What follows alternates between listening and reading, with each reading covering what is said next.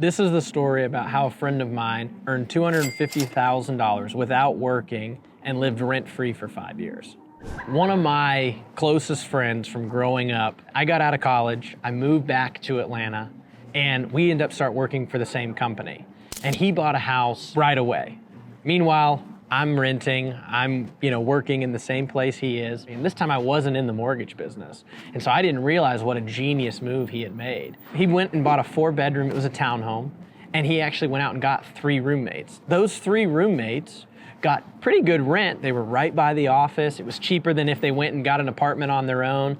And because of how his mortgage payment was set up, those 3 people, theoretically, they paid the entire mortgage. So he got to live there for free. So he did that for about 5 years. He had other people paying his mortgage. He's living for free. He's socking away more money. He's being able to invest in other things. So after those 5 years, he ends up getting married.